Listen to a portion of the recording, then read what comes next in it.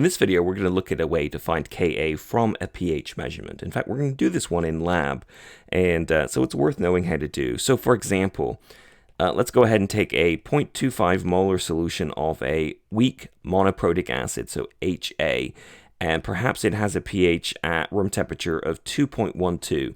That's enough information to find the Ka. So how would we do a problem like that?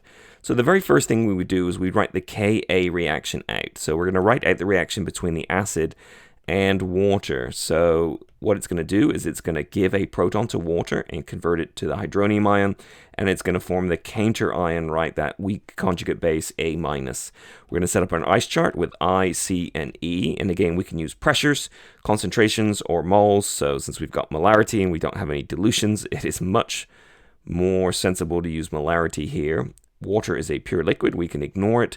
We're going to go ahead and make that assumption that in pure water, right, the concentration is so small we can neglect it, and of course we don't have any A-. So our change line, stoichiometry, 1 to 1 to 1, so minus 1x plus 1x plus 1x, and at equilibrium we just take the initial and sum it to the change. So at the end of the day, we've got this expression here.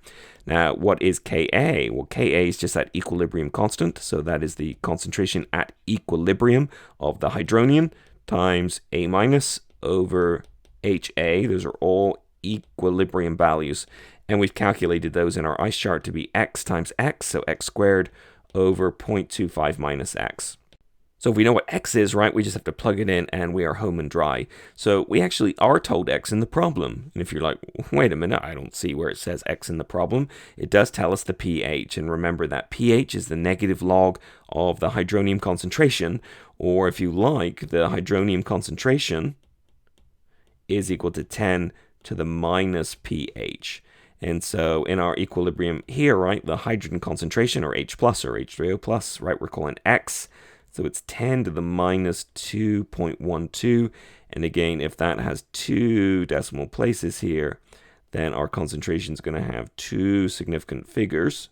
So that is 7.59 with a GAR digit times 10 to the minus 3.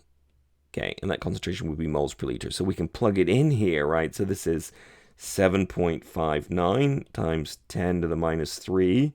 All squared, all divided by 0.25 minus 7.59 times 10 to the minus 3. And if we go ahead and we calculate that, and we round off, we get 2.4 times 10 to the minus 4. So our Ka value is 2.4 times 10 to the minus 4.